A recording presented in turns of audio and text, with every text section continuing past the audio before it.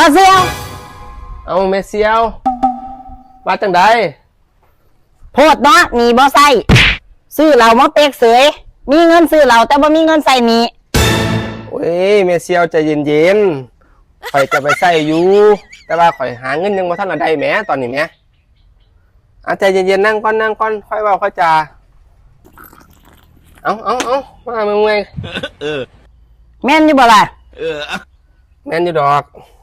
ใจเย็นโอ้จะแม่นเอ็ดโบกไงเมเซียวไฟข่อยเขาก็สิมาตัดค่าน้ำข่อยก็ยังบ่ทันได้จ่ายนี่เจ้านั่นข่อยหาได้เสียไปให้ดอกเด้อยามใดล่ะโอ้ยก็บ่โดนดอกเงินนั่นให้ลูกไปโรงเรียนข่อยก็ยังบ่มีแต่ก็คิดเบิ่งได้เป็นหยังเจ้าอย่าใจร้อนเลยเด้อเอาอีกแล้วบ่นี่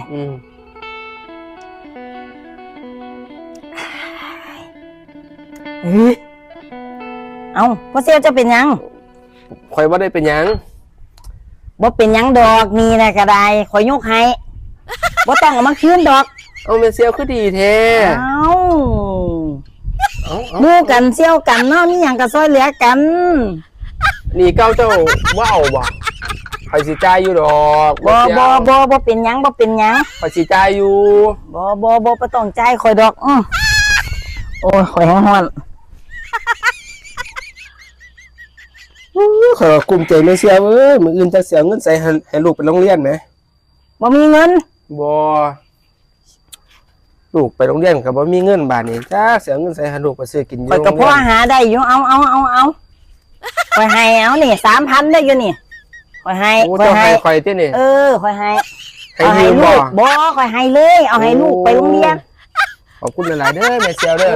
เซียวกันมีหยังก็ซอยเหลือกันไปหั่นล่ะอันที่ข่อยยืมนั่นข่อยก็สิคืนอยู่ดอกเด้อบ่ต้องคืนกันยังวะยกมือให้เลยบ่ต้องคืนบ่คืนบ่อันนี้จะให้นี่เอาไปให้ลูกไปโรงเรียนนี่ซื้อยาซื้อกินแม่เซียวเด้อค่าหยังเจ้าเอาไปจ่าย3,000อันยืมไปเทื่อก่อนนั่น 3,000 ข่อยก็ว่าสิคืนอยู่แหมบ่ล่ะโอ้ขอบคุณหลายๆเด้อแม่เซียวเด้อขอบคุณหลายๆเด้อโอ้ยฮ้อนเอามาเต็กๆแม่สิเมื่อเลยนี่จะเป็นยังอีกเอาข่อยตื่นเต้นแหม